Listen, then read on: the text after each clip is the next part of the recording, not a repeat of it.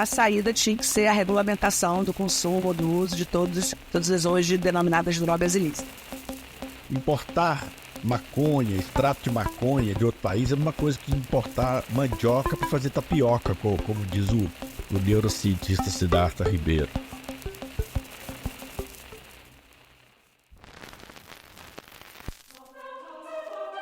That marijuana is probably the most dangerous drug in the United States.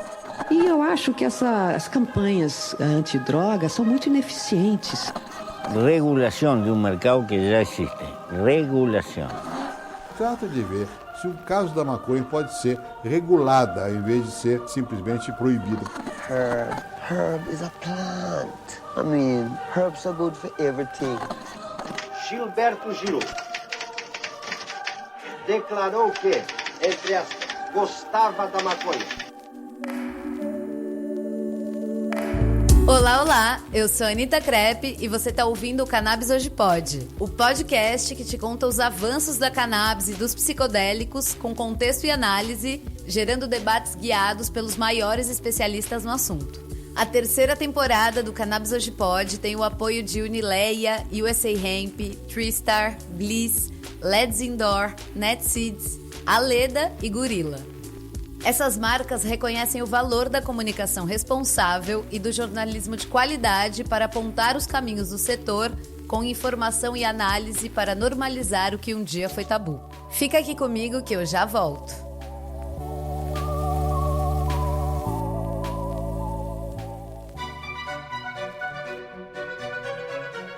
Recém-lançado no mercado brasileiro, o aplicativo Bliss está incomodando as plataformas tradicionais de cannabis medicinal. E não é para menos. Com o aplicativo, é possível fazer desde a consulta médica até a compra dos produtos em apenas alguns minutos, com direito a um rastreio que avisa cada etapa da sua importação.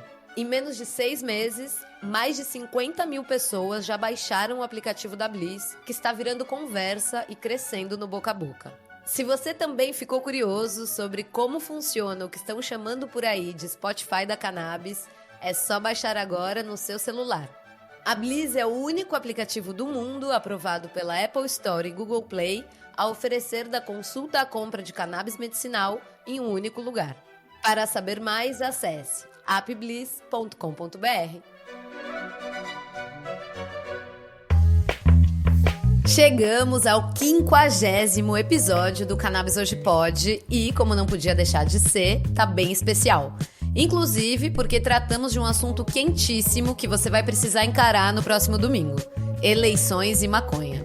Na primeira parte do programa, eu conversei com a Luciana Boatê, candidata a vereadora na cidade do Rio de Janeiro, e na segunda parte, eu troquei uma ideia com Dário 420, que há poucas semanas, bem no meio da sua campanha à vereança de Belo Horizonte, teve o seu perfil derrubado pelo Instagram e por conta de quê? Da coitada da maconha. E como contra fatos não há argumentos, essa será a eleição mais canábica da história do Brasil. Vem ouvir para entender melhor e no domingo, já sabe, o voto é a nossa principal ferramenta para tentar mudar alguma coisa nesse país. Então, por favor, levanta a bundinha da cama e vai lá votar. Luciana, muito bem-vinda ao Cannabis Hoje Pode, uma honra ter você aqui, companheira de várias lutas, várias pautas em comum para além da maconha, mas, antes de mais nada, eu queria saber como é a pronúncia do seu sobrenome, porque eu falo Luciana Boitô, mas alguém já me corrigiu, então tira essa dúvida nossa. Então, Anitta, prazer estar aqui contigo, o teu trabalho é muito importante nessa divulgação da pauta canábica, e o meu sobrenome pronuncia Boatê, que é de origem francesa, distante, mas aí a pronúncia abre o início. Boatê. Boatê. Isso. Perfeito, agora todos sabemos. Luciana Boatê, muito bem-vinda novamente.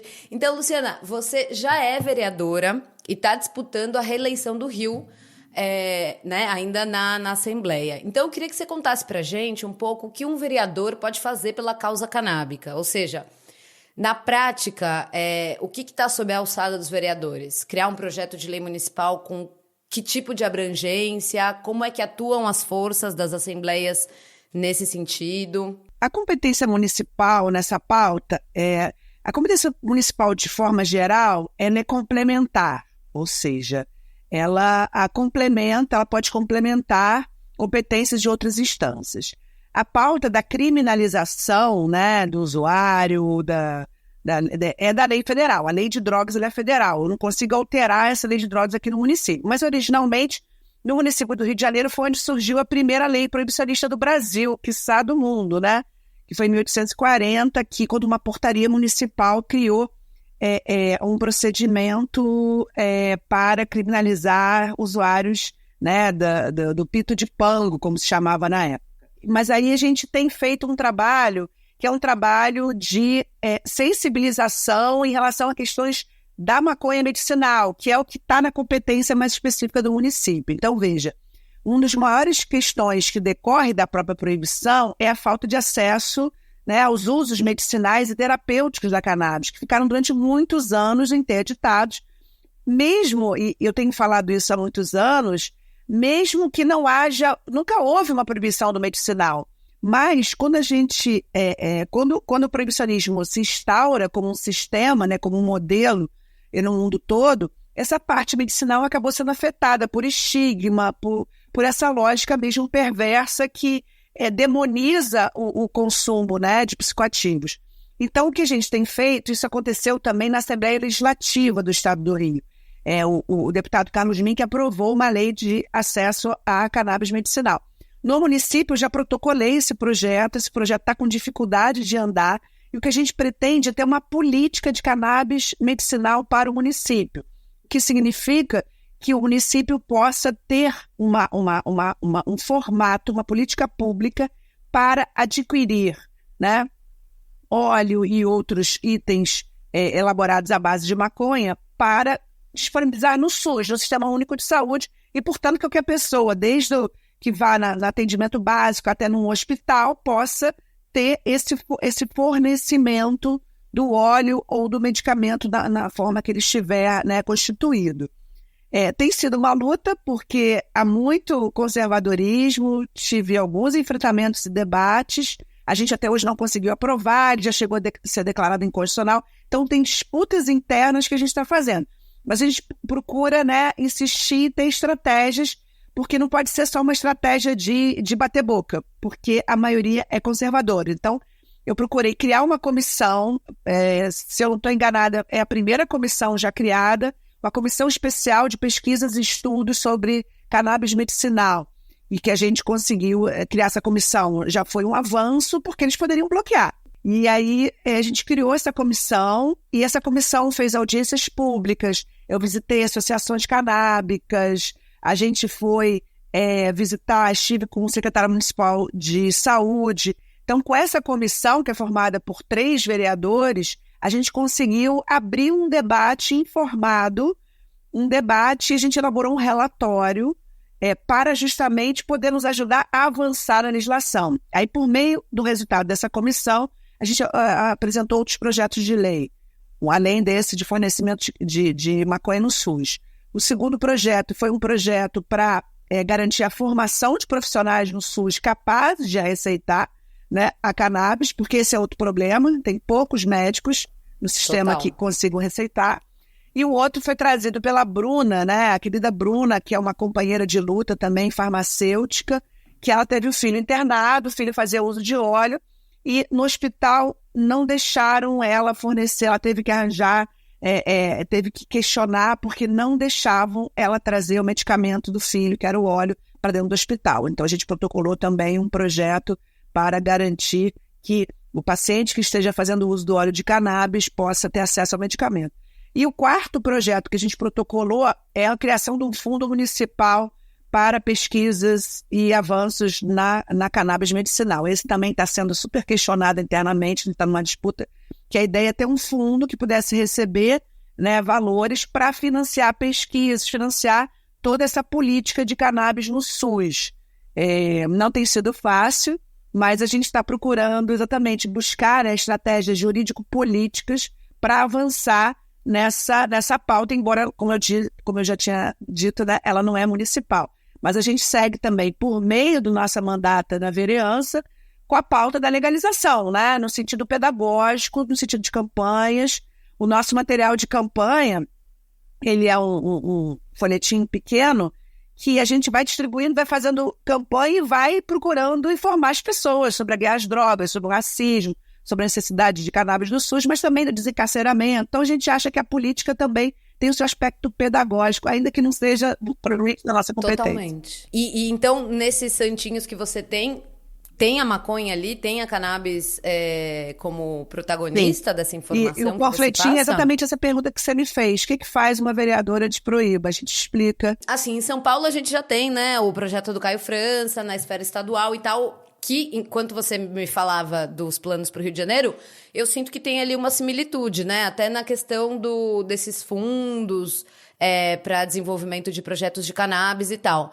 Você, imagino que tenha acompanhado o que está acontecendo em São Paulo, então eu queria saber, assim, se o que vocês estão propondo no Rio é realmente mais ou menos a mesma coisa, ou se tem algum outro detalhe que não está na lei de São Paulo, que pode ser uma melhora, né, em comparação. A lei de São Paulo ela é pioneira, né? Ela é fruto também de muita luta, de pressão, de associações e tal. E ela foi protocolada por um parlamentar que não é propriamente parlamentar de esquerda, né? O Caio França é do centro. Por um lado, a gente avalia que isso pode ter ajudado a andar mais rápido, né? Mas a gente tem algumas divergências nesse sentido programático mesmo com a linha do Caio França. Porque na nossa proposta, a ideia era que esse fornecimento pudesse ser feito também por associações. Porque qual é a questão quando a gente vai falar de fornecimento de cannabis? Nós temos alguns caminhos. Talvez o caminho mais simples ou mais fácil seja você traduzir uma autorização que vá beneficiar as grandes indústrias, a grande indústria farmacêutica, que está ganhando muito dinheiro com a importação aqui no Brasil. O que a gente tenta fazer é um outro caminho, um caminho mais difícil, porque pela legislação a gente não pode fazer isso, em especial porque depende da autorização da Anvisa, mas o que a gente quer fazer é conseguir ter uma política de fornecimento de cannabis para o SUS, né, aqui do município, na base das associações, dos pequenos cultivadores, de pessoas que pudessem, inclusive, ter autorização para plantar aqui no município do Rio, ou pelo menos no estado do Rio. E a gente defende também, eu acho que tem uma outra diferença, é que a gente defende que não haja uma limitação das indicações para o uso da cannabis medicinal, da maconha medicinal. Por favor. Porque, para mim, assim, eu não queria com isso dizer que não reconhecer o trabalho que está sendo feito em São Paulo. Eu acho que é importante reconhecer o Caio. Conheci o Caio já uma vez no Congresso, ele é um cara que está lutando, né? Tem muitas famílias com ele, que tem essa demanda, mas a forma como em São Paulo se aprovou, em especial depois com a regulamentação, limitou o número de indicações. Então, a gente defende também que cannabis, né, que maconha também é remédio. Então, portanto, que deveria ter maiores possibilidades de indicações, né, de possibilidade de prescrição. E, para isso, a gente precisa de mais pesquisa. Então, se se limitar também só, é uma linha mais conservadora, inclusive dentro da medicina.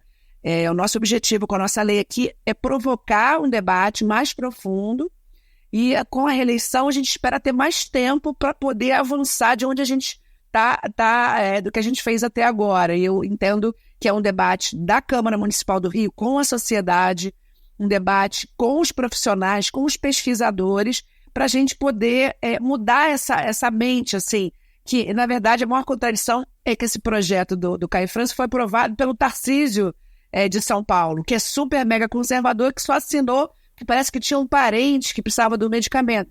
A gente, sobrinho, né? Exatamente. A gente quer avançar mais para poder ter uma legislação que realmente mude parte dessa realidade, que eu não vejo que seja mudada se a gente limitar muito a prescrição e se a gente tiver também uma lógica empresarial. Portanto, e nessa pauta municipal, que eu penso é que também é necessária uma pressão sobre o governo federal. Isso poderia ser regulamentado por meio de uma portaria do Ministério da Saúde. A gente precisa também outras questões de articulação política do governo Lula, na minha avaliação, estão refletindo nessa pauta. Totalmente. E, Luciana, a gente vê você se destacando, né, como um nome de peso que se declara favorável à regulamentação da cannabis. E até hoje eu não sei como é que se deu a sua aproximação com a planta. Conta pra gente, assim, um resuminho. Bom, como usuária, eu comecei a usar na adolescência, né? Mas talvez o meu despertar, assim, mais para essa lógica da crítica à política proibicionista tenha sido mesmo através das minhas pesquisas, né? Eu sou advogada de formação, sou professora de direito penal e criminologia, e ao estudar o sistema penitenciário, eu descobri que o impacto que a política de drogas tinha por meio dos números, comecei a pesquisar. Isso foi algo que pouca gente falava, tá? Nos anos 2000 já estava falando sobre isso, por meio de leitura de autores latino-americanos, especial Zaffaroni, que ele já indicava que na Argentina a maior parte do encarceramento estava acontecendo pela política repressiva de drogas, né? E aí eu termino, então, o meu mestrado nos anos 2000 já com essa análise. Meu mestrado foi sobre o sistema penitenciário e eu aponto essa relação entre sistema penitenciário, encarceramento e drogas. E aí isso me leva, na advocacia criminal também, eu comecei a fazer advocacia no sentido de defender pessoas acusadas de crimes de drogas e estar mais também ligada nessa articulação da litigância estratégica no Supremo.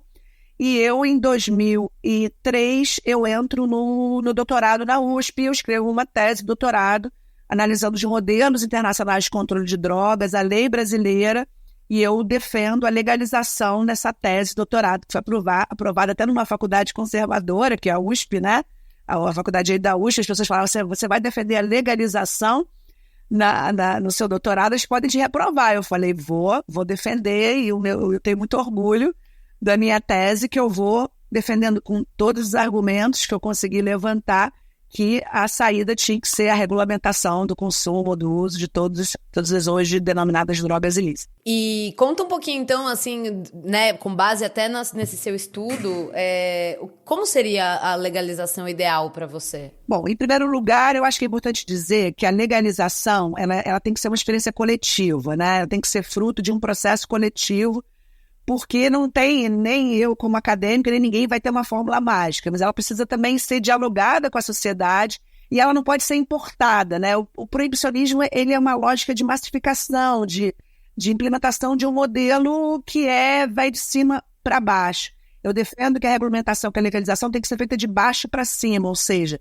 a gente tem que estar aí constituindo reflexões, diálogos políticos, para avaliar o que cada sociedade, o que cada país entende que seja melhor para esse uso, esses usos sociais de todos os psicoativos, né? Então, por exemplo, a gente pega o modelo do Uruguai, é um modelo que é inédito no mundo, mas é um modelo que, por exemplo, já tem até uns textos escritos sobre isso, ele é excessivamente burocrático. Eu defendo que o modelo excessivamente burocrático, muitas vezes, esse excesso de burocracia é justamente para permitir que o resto do país, do mundo, né, não diga que, por exemplo, o Uruguai legalizou geral, no sentido de uma legalização festiva, vamos dizer assim. Então, eu acho que aí isso levou os uruguaios, eu acompanhei de perto esse processo de legalização no Uruguai, porque eu participava de fóruns internacionais, então eu vi a primeira vez que eles apresentaram isso, né, na ONU. Foi bem interessante, em reuniões que eu participei. Eu lembro que essa era uma preocupação deles, que eles tinham que botar tinha uma carteirinha, um registro de usuário, né? E eu já me colocava contra, porque eu entendo que você acaba criando burocracia, o que pode gerar também corrupção, e ao mesmo tempo uma burocracia que ela é para o controle, e não uma burocracia para avançar, né, no acesso. Então, eu entendo que o modelo não pode ser burocratizado, eu acho que a gente tem que descriminalizar ao máximo, tirar o máximo o direito penal dessa esfera, tá? E também tirar o direito administrativo. Eu defendo que o direito ao uso é um direito que decorre da própria Constituição, ninguém tem nada a ver com o que a pessoa consome, é um direito individual da pessoa. Mas eu também defendo que a gente evite ao máximo o encarceramento, mesmo nos casos que continue ilícito. Então, pensar numa legalização, para mim, faz parte de um processo com várias etapas, que também não podem demorar muito, mas que a gente precisa abrir o diálogo, em especial ter elementos para conhecimento da realidade, porque o sistema penal, em especial, ele é um sistema dos padrões, né, e dos estigmas. E o que a gente precisa, na minha avaliação, é ter um modelo que seja o mais simples possível, no sentido de garantir as liberdades individuais e, ao mesmo tempo, poder ter um sistema de prevenção ao abuso, ao consumo excessivo, no sentido de você ter uma política de informação, uma política de um acesso seguro. O grande problema hoje é que boa parte das pessoas precisa acessar o crime para ter acesso à droga que quer consumir, porque você não pode plantar, você não pode importar, você só se for remédio.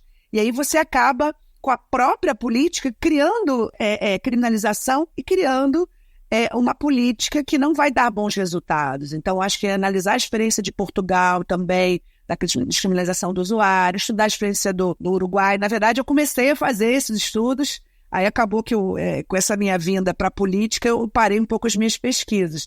Mas o meu desafio, enquanto pesquisadora, era justamente estudar esses modelos. Comecei estudando os modelos os primeiros, né, dos Estados Unidos, dos estados do Colorado, em especial, de Washington, sem ser a capital, Washington State.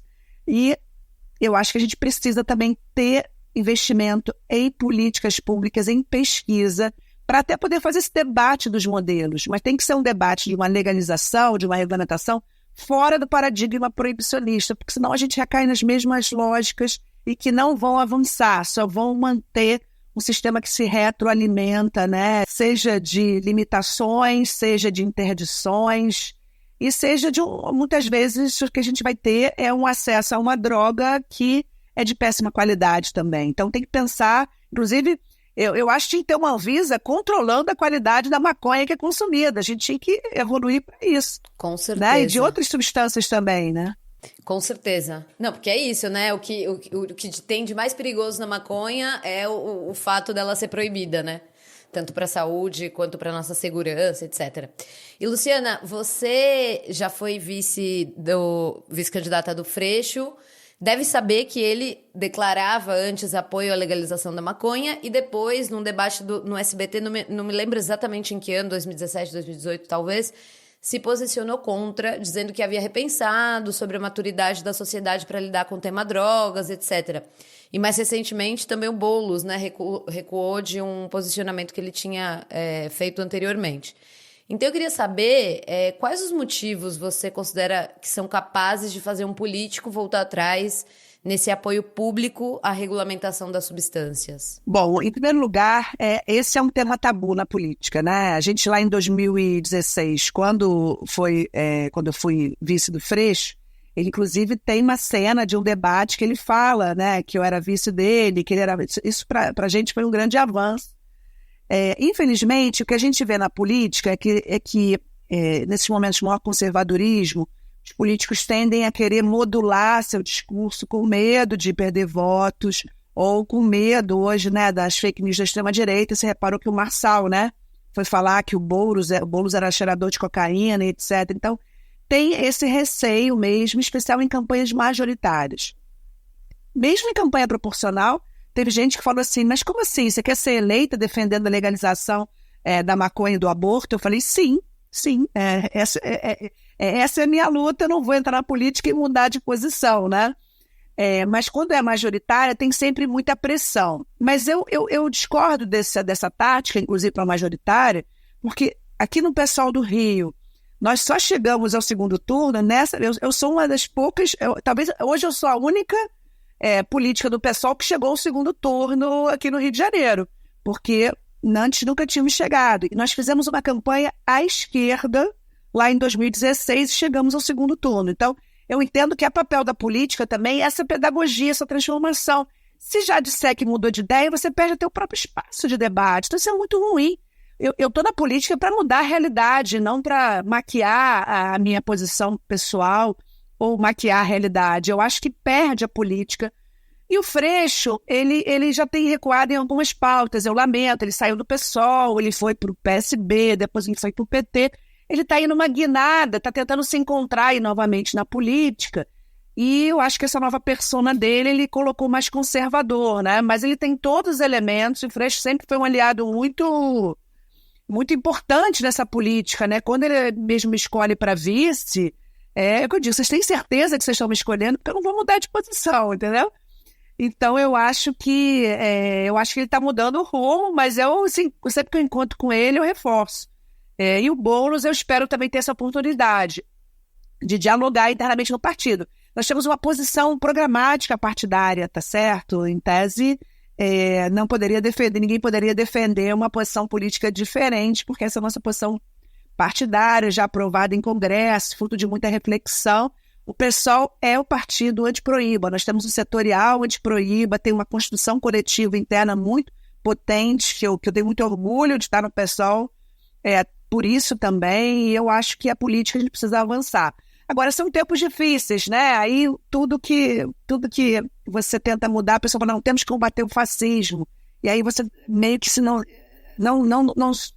eu me sinto às vezes que não nos autorizam a avançar nas pautas, porque a gente tem um momento que tudo significa ter que enfrentar o fascismo.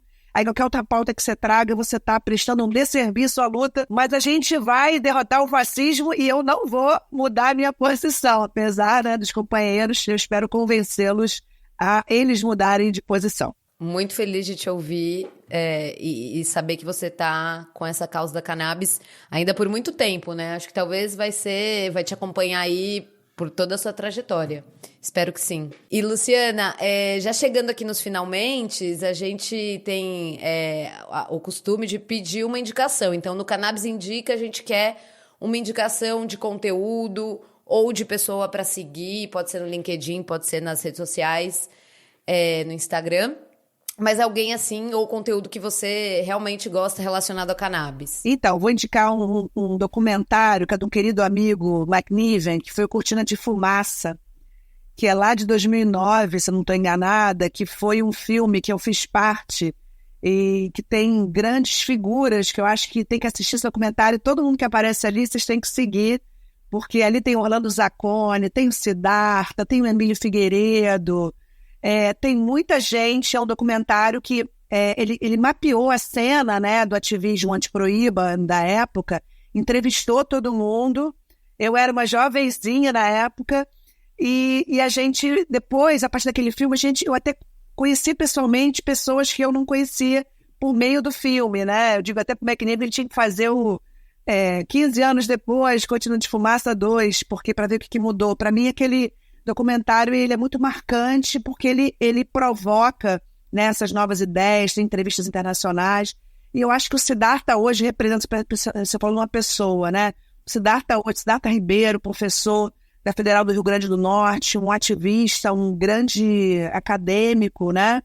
Ele que é neurobiólogo, ele estuda as sinapses, toda essa questão do nosso cérebro, né? Eu acho que ele é uma grande figura. Ele é autor de vários livros também. E na parte do encarceramento, eu acho que é importante, eu queria indicar duas mulheres, assim, desses estudos das leis de drogas também, né? Que é a Juliana Borges, quando fala do encarceramento, e também a Luísa Saad, que escreveu um livro muito importante sobre a história da proibição da maconha, né? E acho também, Anitta, que é importante falar, esse campo anti-proíba é um campo extremamente machista, né? Por mais que eu quisesse indicar o Siddhartha, eu fiquei assim, não, tem que indicar mulheres, porque é um campo que... E eu, já no início, eu me senti uma das poucas mulheres, seja na marcha, seja nos espaços acadêmicos, nos espaços, assim, eu acho que é muito importante a gente dizer que se hoje a gente está abrindo esse campo é porque temos mais mulheres, e é muito importante a gente pensar também que não há antiproibicionismo que possa passar por cima do feminismo, né, nas lutas, na forma como a gente constrói coletivamente. É muito importante, então leiam mulheres. Eu posso indicar aqui também o Carl Hart, que é um cara incrível, que eu acho que tem muito a contribuir, mas eu quero indicar também essas duas mulheres, Julita Lengruber também, uma grande figura, né, que foi diretora do sistema penitenciário e hoje está nas trincheiras antiproíbas com a gente, uma grande amiga. Tem a Andréa Galassi, que é uma cientista também maravilhosa da UNB. Temos muitos, né, homens e mulheres e pessoas que estão aí construindo essa luta e que eu acho essencial que sejam cada vez, muitos já são muito conhecidos como Siddhartha, mas que as pessoas leiam e possam estar nessas trincheiras conosco. Bueníssimo, adorei nosso papo. Obrigada por trazer aqui seus entendimentos e explicações também a respeito de como a política funciona, né? De como a gente pode se apropriar da pauta da cannabis e avançar com ela dentro da política. Então, Luciana, boa sorte. A gente está próximo já aqui das eleições, já na semana que vem. Então, boa sorte. Quero ter boas notícias na segunda-feira do dia 7, né? Dia 7. Não, dia 6 de outubro, vou dizer meu número também, 50-180, importante. E eu queria dizer que a gente vai seguir nessas trincheiras, né? A política é apenas mais uma dessas trincheiras, eu estou nessa luta há muito tempo. Muito bom ter pessoas como você, Anitta, aí, né, no jornalismo, nessa produção de conteúdo tão necessária para a gente mudar consciências e corações e mentes nessa necessária mudança que a gente precisa, transformação que a gente precisa fazer na cannabis.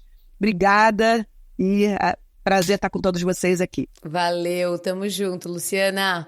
Então agora a gente vai para o intervalinho e na volta estaremos aqui com o Dário 420. O Brasil é um ótimo mercado quando o assunto é medicamento à base de canabidiol. Nós falamos sempre aqui sobre o potencial medicinal da planta e o crescimento desse setor no Brasil. Mas quando pensamos em logística internacional de cannabis no país, muita gente paralisa diante das dificuldades para entender as leis e as burocracias brasileiras. É por isso que o trabalho da Tristar Express é tão importante. A empresa é super especializada em gerenciar toda a parte burocrática e tornar o processo logístico mais ágil e descomplicado através do conhecimento completo da aduana e dos órgãos competentes. A Tristar Express faz a logística de mais de 100 marcas de canabidiol, garantindo segurança, agilidade e desburocratização durante todo o processo. Se você quer saber mais sobre o trabalho da Tristar Express e organizar a logística da sua marca de uma vez por todas, siga Tristar Express no Instagram e no LinkedIn ou entre em contato pelo número 11 3641 7515.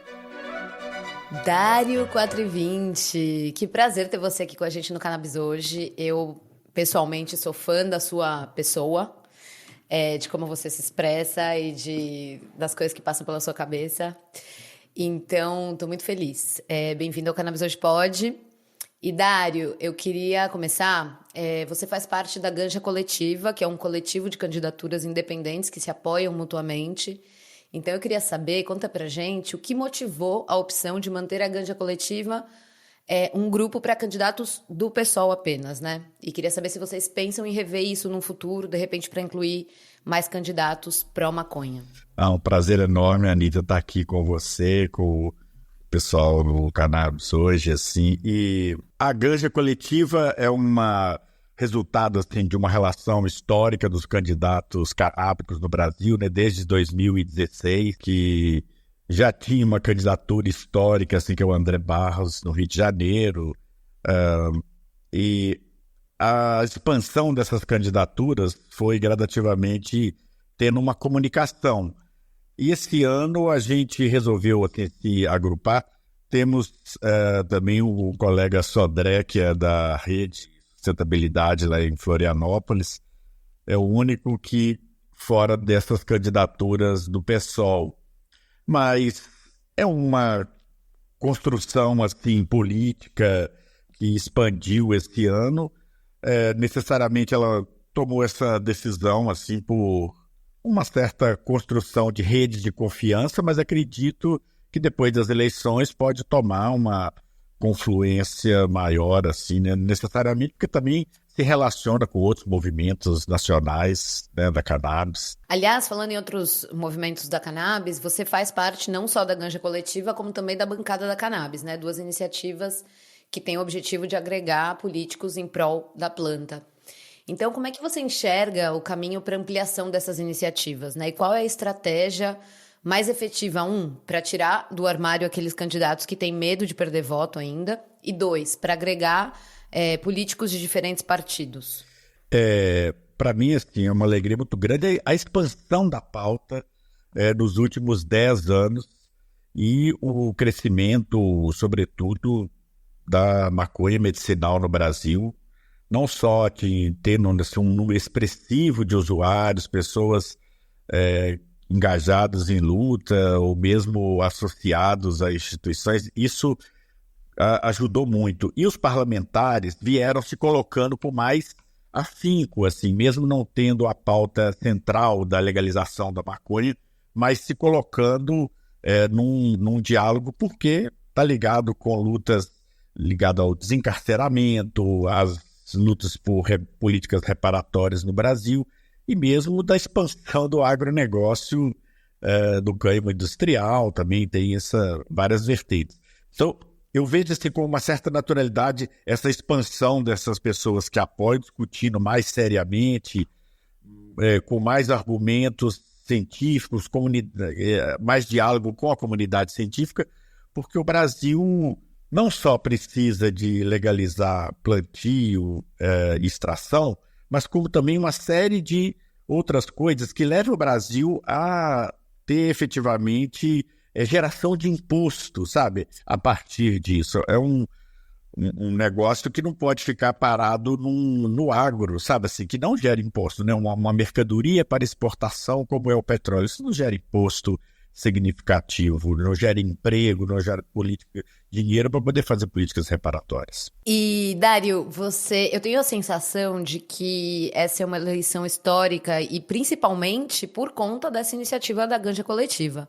Eu queria saber se você também sente isso, que de repente nas próximas eleições esse movimento vai crescer, ou se você não vê assim tanto, você vê mais como uma coisa ainda muito pequena. Como é que é a sensação para você? Olha, nós temos uma barreira muito grande, que é ainda tratar dentro de movimentos, partidos progressistas, a pauta como uma pauta moral delicada, e isso prejudica o financiamento das campanhas através de decisões políticas que levem a essas candidaturas ter mais infraestrutura na eleição.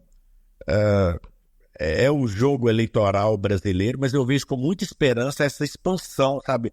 Realmente poder cada vez eleger mais candidaturas que tenham esse diálogo, porque em termos de legislação federal, isso é claro, como outras pautas, tem que se transformar numa frente, tem que se transformar num conjunto de apoio amplo, porque senão a gente não chega em objetivos efetivamente da lei, né? Assim, nós não podemos ficar dependendo de decisões do STF, ou nós estamos aí esperando, desde 2006, a regulamentação do artigo 2º da Lei de Drogas, que permitiria um avanço significativo do Brasil em termos de maconha medicinal e pesquisa nas universidades. E você acha que a pauta da cannabis ela tem assim peso para conseguir, por exemplo, unir lideranças de extrema direita com lideranças de extrema esquerda? Você acha que pode ser uma pauta suprapartidária? Quando a gente fala dessas vertentes, assim, como o agronegócio ele tem muita gente de direita, e o cânhamo industrial, ele é a salvação da lavoura da entre-safra da soja, sabe?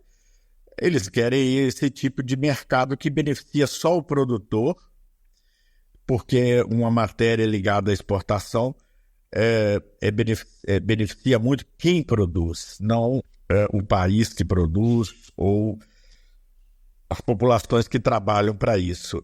Agora, eu vejo que o Brasil tem que tomar uma decisão ampla, e aí isso pode estar com um grande trunfo na negociação, que é o país investir em pesquisa nas universidades para que isso gere empresas capacitadas a produzir produtos de cânhamo e não deixar a gente ficar importando. Senão a gente importa o produto exportando o imposto, né? O imposto fica lá. Então, eu vejo que desse ponto de vista, há essas interfaces que vêm construindo um diálogo, inclusive com conservadores. A pauta medicinal também produz isso, porque assim, é irremediável uma relação de que a qualidade de vida de pessoas que fazem tratamentos, quanto mais velho, quanto mais idoso, a pessoa mais precisa desses medicamentos e da ação sutil e vantajosa para essas pessoas que topam o tratamento também. Mas então, através dessas fissuras, com certeza, mesmo conservadores apoiam essa tese. Nós vamos invadir sua praia, né? Com certeza. Ô, Dário, você há pouco tempo, no meio da campanha, o negócio estava pegando fogo e a sua conta no Instagram cai. Quer dizer, foda. Como foi que aconteceu a coisa toda? Eu sei que voltou relativamente rápido, mas de onde foi que partiu essa censura? Motivada pelo quê? E como é que se resolveu? A palavra-chave é isso, assim, uma censura. Não é a primeira vez que acontece nas nossas redes, né? Já tivemos episódios em 2016, 18, 20, curiosamente, dentro das eleições. Nunca que a plataforma ela se coloca com informações claras, por que interrompeu, por que reestabeleceu. Eu acredito que, claro que hoje em dia pessoas podem assim, maliciosamente desferir ataques, denunciar perfis assim, de maneira a coincidir com algoritmos automáticos de uma plataforma, porque a gente foi derrubado sem nenhum aviso prévio, né? Sem nenhuma advertência, sem nenhuma postagem. Mas a gente rapidamente, ciente assim, do cuidado que a gente tem com a rede e do que a gente posta, a linha assim, da legalidade, mas da coragem assim, de dizer as coisas, a gente foi para cima, assim, buscando repercussão na imprensa, buscando diálogo, inclusive, com a plataforma. Voltou sem explicações objetivas, concretas, simplesmente pedindo desculpas, e um dia e meio. É claro que isso tem uma influência ruim no engajamento da rede, mas a gente acho que, pela experiência, agindo e preparando, inclusive, os desdobramentos legais, assim, de disputa com as redes sociais no Brasil, né? Eu acho que é isso, assim, essa luta exige essa coragem, essa rapidez de reação, confiança no trabalho. E no Twitter você tinha mais de 20 mil seguidores, né? Daí no Instagram, a sua conta também com mais de 30 mil caiu e agora sem Twitter. Como é que tem sido lidar com a necessidade e, ao mesmo tempo, a instabilidade no uso das redes sociais, né? Do ponto de vista de candidato e também de ativista pró-legalização. Olha, as redes sociais são fundamentais, é claro, num processo de curto prazo que são as eleições, o processo de construção assim, de visibilidade. Não ter o Twitter nessas eleições para a gente é um prejuízo, mas é uma reação que eu concordo assim, que o país tem que ter, porque a quantidade Total. de abusos que vem acontecendo e a capacidade de simplesmente trabalhar acima da lei não pode persistir, assim. Então, é uma perda por um lado, mas é uma segurança jurídica maior por outro. Nós seguimos assim, firmes assim, nas redes que a gente possui e obter assim, uma maior difusão do que a gente coloca, confiando que vai dar certo, né? Nós estamos com muita chance desse ano. E vem cá, quando caiu assim, e você ainda não sabia quando ia voltar, se ia voltar, o que você pensou assim, né? No sentido de, ok, não tenho mais Instagram, como é que eu vou fazer para passar minha mensagem? Como é que eu vou fazer para continuar nessa campanha? Quais foram as opções que apareceram na sua cabeça? Eu tive, primeiro assim, né? Vários candidatos, inclusive, né? Parceiros, assim, denunciaram isso nas suas redes pessoais, assim, é um agradecimento a eles, assim, porque, sobretudo, né, as vereadoras do PSOL de BH, Cida Falabella, Isa Lourença. Agora, é uma coisa que a gente, num curto prazo como esse, assim, tanto da surpresa de ter a rede derrubada, quanto você preparar assim, reação jurídica, é uma coisa que eu não consegui elaborar muito bem assim, quais seriam as alternativas depois disso. É claro que toda uma campanha municipal ela depende muito assim, da campanha olho no olho, sabe? Você ir encontrar com as pessoas, mas sem as redes sociais para você poder dialogar, seria um inviabilizador dessa candidatura. Total. E aí você, nesse corpo a corpo, assim, de falar com as pessoas e tal, Como é que é, assim, quando você vai falar com alguém que nunca tinha ouvido falar de cannabis medicinal, não sei se ainda existe essa pessoa, imagino que sim, ou que já tem ali, tipo, super preconceito. Como é que tem sido esse mano a mano? A gente usa muito o slogan, nós estamos usando na campanha, assim, maconha no SUS, né? Porque só de você falar, primeiro você usar, eu poderia usar cannabis, eu não tenho nenhum preconceito de usar a palavra científica, mas é claro que a maconha é uma palavra historicamente construída, assim, né, no Brasil. Falar maconha no SUS é uma coisa que desperta o interesse da pessoa, no mínimo, como assim? Ainda mais no estado como Minas Gerais, que não tem nenhum município, já é realidade em mais de 20 municípios no Brasil, né? Cuiabá, Volta Redonda, Arraial No Rio de Janeiro, né? No Rio de Janeiro, Macaé, Salvador, Porto Alegre, até Balneário como Camboriú, que é uma cidade mais conservadora, tem programas, leis municipais de algum tipo de assistência médica e distribuição de medicamentos à base de maconha. Então, as pessoas tomarem essa consciência é incrível. Eu já tive experiência assim em região norte de Belo Horizonte, uma senhora assim, que se interessou pela bandeira, porque era uma bandeira verde com a folha de maconha branca, assim. Ela perguntou o que é isso. Eu entreguei para ela um pequeno panfleto que já tinha assim, maconha no SUS. Aí ela, surpreendentemente, ela diz assim: nossa, é isso que a gente precisa, que qualidade de vida. Eu fiquei impressionado assim, com a reação dela, porque para um jovem é mais comunicativo aquilo.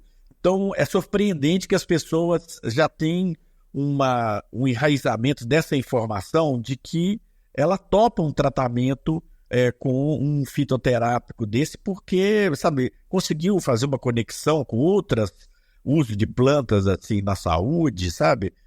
Eu acho isso uma coisa incrível das pessoas estarem conversando sobre isso, ainda mais uma planta com potencial sabe, de tratamento como é a maconha. Mas não teve nenhuma, assim, uma pessoa que de repente veio com algum tipo de violência ou tipo, não venha com esse papo, drogado, não sei o quê? Olha, são tão raros esses casos. Eu acho que também tem a ver com a coisa que, assim, o deslocamento, assim, eu sou um homem branco, não sou jovem, sabe? E esse posicionamento faz com que nem a polícia me pare. Sabe? Eu nunca fui parado pela polícia para poder perguntar por que eu estou usando um cartaz escrito maconha no meu carro, um adesivo, sabe, no carro. Ou que eu esteja usando uma folha de maconha no óculos. Então, esse tipo de deslocamento é uma primeira coisa que também desloca a reação das pessoas. De vez em quando acontece uma reação, mas assim, muito íntima, normal, assim, da pessoa. Como é uma livre manifestação, você abordar uma pessoa e oferecer para ela um material político, a pessoa, de repente, não fala, embola aquilo, mas incrivelmente é muito raro. É muito raro eu encontrar num trajeto que eu encontrei, que eu distribuí material, papel jogado no chão. Eu acho isso incrível. Como que desperta o interesse da pessoa levar para poder pensar. Então, eu atribuo um pouco a esse deslocamento, porque se eu fosse um corpo negro, sabe, jovem, eu acho que eu seria muito mais atacado por uma violência, sabe, construída nesse país de forma histórica. Que a gente já sabe, e é sempre bom também contar, né?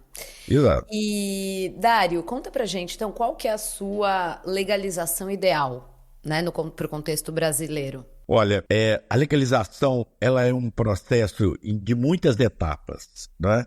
Então, chegar até o fato de eu poder plantar o meu remédio no meu quintal, sabe, é uma coisa que é um objetivo de vida, sabe assim, ter isso como uma coisa tranquila de ser feita e eu poder tanto comprar o remédio ou adquirir uma distribuição do SUS gratuita, quanto eu cultivar a planta que eu conheço, que faz bem para mim, que tem o meu cuidado, eu acho que isso é uma coisa de resgatar a dignidade das pessoas. Agora, numa esfera bem ampla, sabe, o país precisa de muitas regulações, porque se ele ficar numa história de que só o agronegócio, a grande indústria farmacêutica, tem o poder e o direito de cultivar uma produção que é regulada por muitos dificultadores, infraestruturas caras, sistemas de vigilância filmada e tudo mais, isso inviabiliza uma planta tropical no Brasil. Então, eu vejo assim, que a gente tem que construir esse caminho para que, primeiro, as pessoas possam ter o direito ao acesso gratuito ao medicamento, e quem prova que o medicamento pode ser feito de uma maneira barata no Brasil são as associações dos usuários, as mães, sabe, que tomaram a frente desse processo e construíram caminhos para obter o remédio ou o óleo para os seus filhos, por entenderem que isso traz qualidade de vida para eles, e eles também indicaram um caminho para poder se fazer isso de uma maneira barata. Porque se o SUS ele aprova, mas ele tem que importar isso, ele onera outros medicamentos. Ou seja, você importar maconha, extrato de maconha de outro país é uma coisa que importar mandioca para fazer tapioca, como diz o neurocientista Siddhartha Ribeiro. Bueníssimo, nunca tinha ouvido essa. O Cannabis Indica é o lugar onde a gente pede a sua sugestão de conteúdo canábico que você goste, queira sugerir pra gente. Pode ser livro, podcast, filme, etc. Ou também pessoas, né? Então, alguém para seguir no LinkedIn ou no Instagram. Você tem essa indicação pra gente? Começando pelo filme, um cult, assim, da década de 70, que é o Take Off, um filme sobre a juventude de Nova York e pais, assim, de classe alta querendo entender por que os filhos usavam maconha.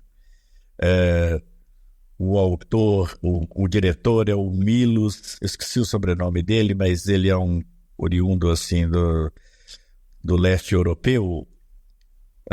Mas o Milos já é um primeiro nome que dá para você achar ele aí. Sim. Sempre gostei desse filme. É engraçado, provocativo, mas original, assim, na sua condução. O livro, eu estou gostando muito, estou lendo As Flores do Bem, do Siddhartha Ribeiro, né? É um autor, assim, que eu recomendo muito para poder ler. Um perfil no Instagram para poder acompanhar, olha, dos perfis canábicos, né, que a gente, assim, percorre muitos para poder fazer. Eu sempre admirei, assim, a origem e o debate da Plataforma Brasileira de Política de Drogas, sabe, o tipo de material que eles produzem, a BCCRIM também, que está relacionada com eles.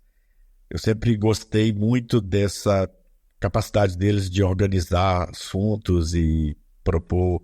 Desde 2016, que eu, assim, coloquei a minha primeira candidatura a vereador, eu sempre admirei a leitura e foi muito, sabe, um aprendizado muito bom poder organizar as ideias e, sabe, falar sobre, por exemplo, sobre cidade, que é um assunto que a gente sempre lidou, assim, da dificuldade da compreensão das pessoas massacradas pelo proibicionismo, que leva à produção, inclusive, de droga ruim, contaminada, sabe? E mostrar, assim, que por que maconha tem a ver com o município, sabe? É onde o usuário mora, é onde a política de redução de danos acontece, é onde as pessoas se organizam para fazer os grandes movimentos de mudança da lei, sabe? Então isso acho que muito legal a leitura deles, eu recomendaria. Bueníssimo, também gosto. E, Dário, deixa pra gente, então, as suas redes, como é que a gente te acha, qual é o seu número pra galera de Belo Horizonte votar, conta pro pessoal. Olha, eu sou candidato a vereador com o número que eu sempre utilizei, 50, 4 e 20, para as pessoas, né, acordarem e lembrarem no dia 6 de outubro. O nosso Instagram é Dário 4 e 20, ou o número 4, a letra E e o número 20, né? Dário 4 e 20, assim também se o Twitter voltar a esse perfil. E nós temos o TikTok, que é o Dário, travessão rebaixado 4 e 20, que chegamos lá. Bueníssimo. Desbravando o TikTok, eu ainda não tive coragem. Dário, então é isso. Chegamos no final do nosso papo. Super obrigada. Volte sempre. E eu quero trazer você aqui já como uma pessoa eleita e que já esteja aí atualizando as políticas em relação às drogas e à cannabis em Belo Horizonte. Anitta, muito obrigado. Obrigado ao Cannabis Hoje. Assim, a gente quer muito, né, concentrando as energias desses últimos menos de 18 dias para a eleição, e a gente está muito animado. Muito obrigado. Espero voltar aqui para a gente poder conversar coisas de desdobramentos dessa luta para a legalização da cannabis e o debate sobre redução de danos.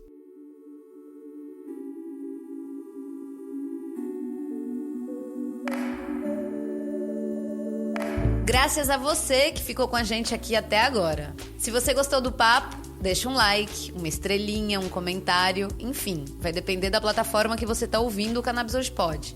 Mas não deixa de fazer isso não, e se puder, compartilhe o episódio com um amigo, porque ajuda demais a espalhar e engrandecer o nosso trabalho. E se quiser falar comigo, é só mandar um alô no cannabishoje@gmail.com ou seguir a gente no Instagram, no @cannabishoje. O Cannabis Hoje Pode vai ao ar toda terça-feira. É apresentado por mim, Anitta Crepe, e produzido pela Leopoldo Electrical Group. Até a semana que vem!